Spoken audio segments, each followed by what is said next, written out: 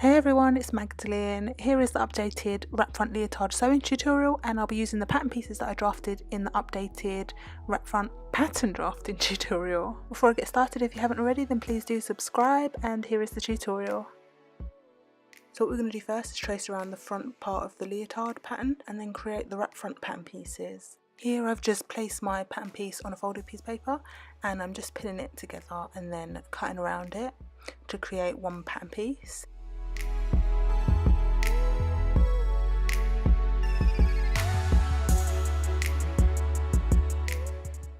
As you can see, I've used wrapping paper that I had left over. You don't have to use spot and cross pattern paper. You can use any paper you like, really, as long as you can see clearly what you're doing on the paper. And here I've marked my waist notches and my centre front notch. And because I added seam allowance on my block, which you don't do in industry, your blocks don't usually have seam allowance, but because sometimes I use my block as my pattern, I just like to add seam allowance. So I'm just marking that out here on the shoulder so that I can design my wrap front. On my side seam from my waist, I've gone up 4 centimeters. It's totally your choice. Because I have a large bust, I like my wrap front to go to my waist rather than lower, because I won't get enough coverage.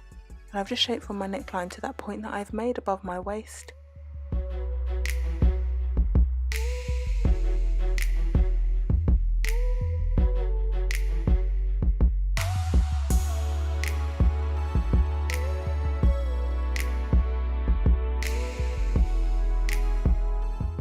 And this is the first part of the wrap front where we're going to cut around.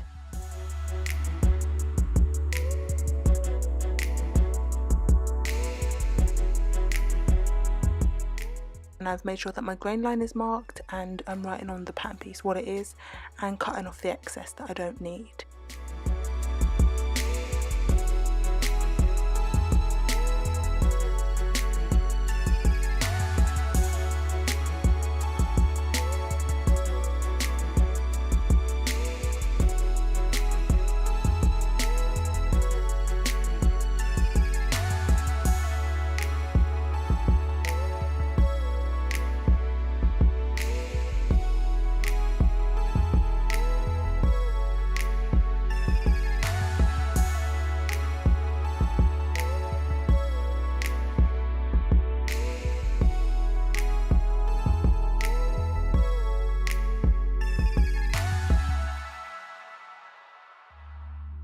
Now I need to draft the second part of the leotard, and what I'm going to do is replicate the first part of the pattern, but drafting that to about 4 centimeters below the waistline.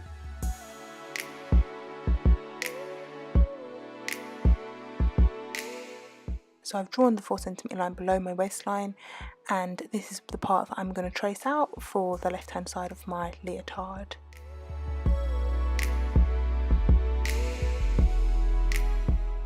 And I'm just folding back the bottom half of the leotard at that line and tracing around the top part of that leotard to create the left hand side.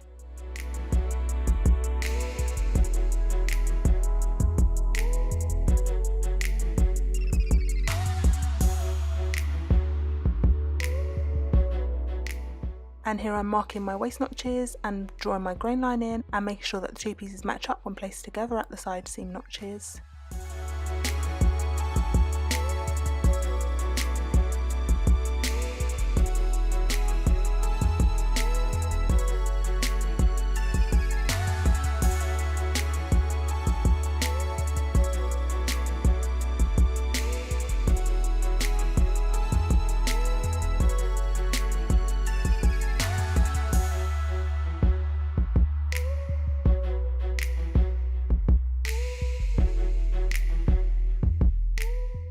So here's the first piece of my pattern, and what I'm going to do is take the second part and lay them together. I've got my wrong side facing up on the large pattern piece and the wrong side facing up on the small pattern piece, and I'm matching the waist notches and placing a pin.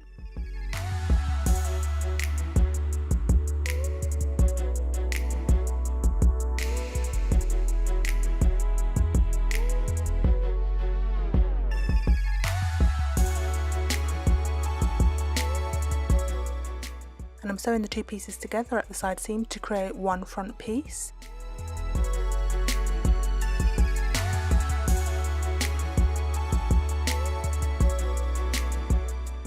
but as you can see I haven't sewn all the way up to the top where the wrap front opens, so that I can attach my binding onto this wrap front neckline.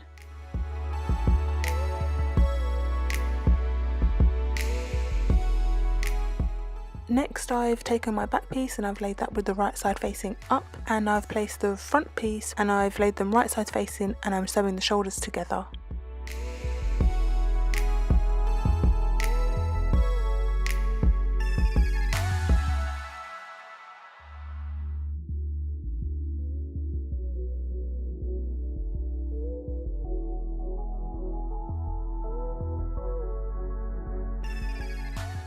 Here I've cut a strip of binding and I've cut mine 2 inches wide, and for the length I just placed it along my neckline, the wrap front, around the back neck and back around the front of the neckline, and reduced it by about 2 inches so that I can stretch it as I sew it together, and this just helps the neckline to lay flat on the body without any gaping. It's totally your choice whether to add a binding or not. You can choose to just fold in your seam allowance and top stitch it, it's just personal preference.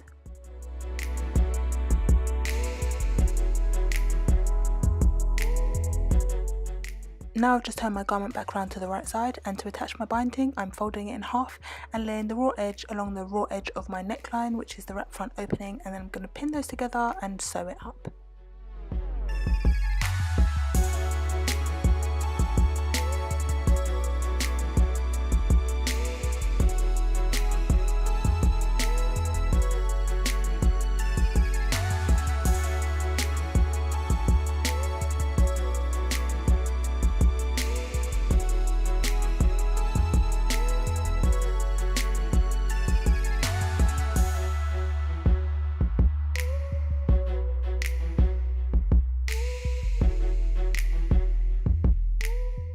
Once we've attached our binding, the next thing to do is to attach our sleeve to the garment, and make sure that you've notched the top of your sleeve head because that notch matches up with your shoulder seam.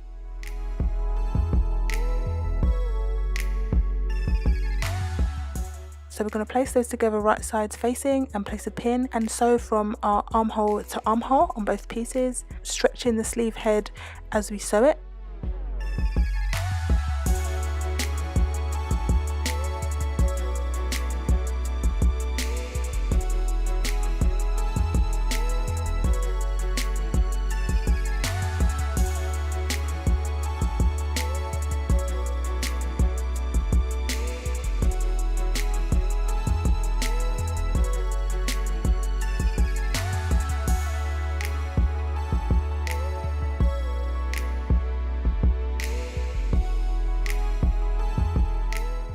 Once you've attached both of your sleeves to the garment, we can turn the garment inside out again and pin the armhole seams together.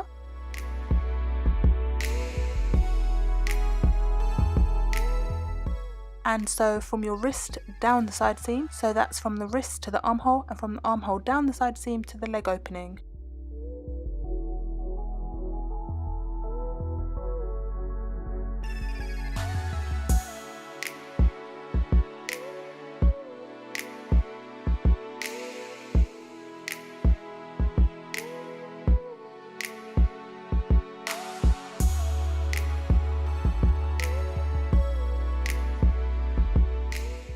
As I sew down my side seam here, I'm just checking that my binding is facing up and laying flat, so that when I open it through to the right side it isn't folded down or anything. So check that your binding is laying flat. Even if you haven't got binding, check that the opening is laying in the right direction before you sew down your side seam.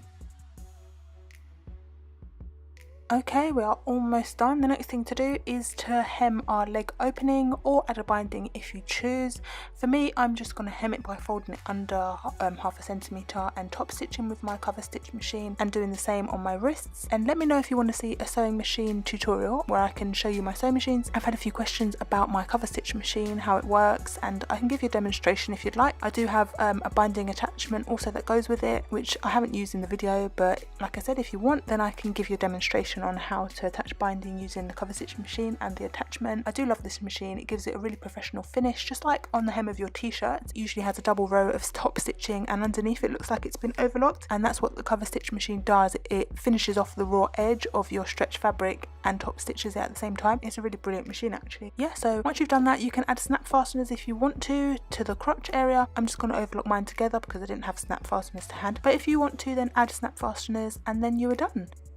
I really hope that you enjoyed this tutorial and it was a lot clearer to follow along. I had my camera in the right position, so please give it a big thumbs up if you did like it, and don't forget to subscribe. And